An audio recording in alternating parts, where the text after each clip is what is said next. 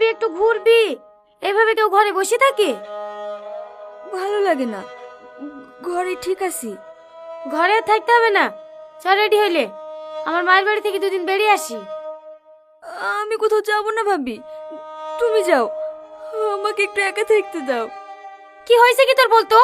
তোর মতো এরকম ঘটনা পৃথিবীতে কত মেয়ের সাথে ঘটিছে, তারা কি তোর মতন হার মেনে নিছে নাকি?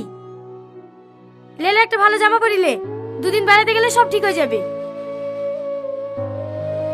কি হলো লে?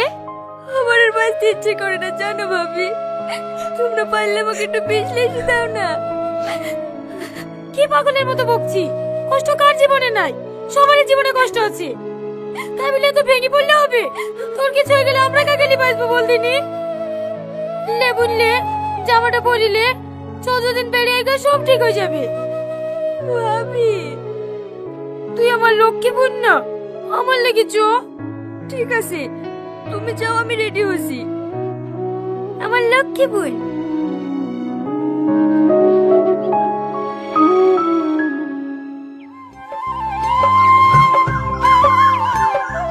ও ভাবি, রাজেশ ভাই বাড়িতে নাই নাকি?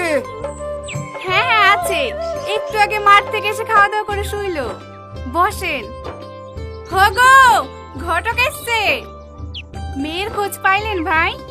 হ্যাঁ হ্যাঁ পেয়েছি, দাঁড়াও ছবি দেখাছি। কি গো লালটু, মেয়ে পালি? মনে মনে ভাবনা ছেলে বিবাহ আমার 1 সপ্তাহের মধ্যে বিলাগি দেবো। তুমি তো মেয়ে খুঁজতে খুঁজতে মাস কভার করে দিলি। ভালো বউ আমার লিবা, লেট তো একটু হবেই। এ দেখো এই মেয়েটাকে দেখো। বাহ, ভালোই তো দেখতে। বাড়ি কোথায়? যে গ্রামে টনির পিঠি ঠিক হয়েছিল না, ওই গ্রামেই বাড়ি। ওই গ্রামে বাড়ি? লালটু, ওই মেয়েটার ব্যাপারে যা শুননু সব কি সত্যি? হ্যাঁ সত্যি, ঠুরেতি মেয়েটা ধর্ষণ হয়েছিল। তুমি কার মুখে শুনলে?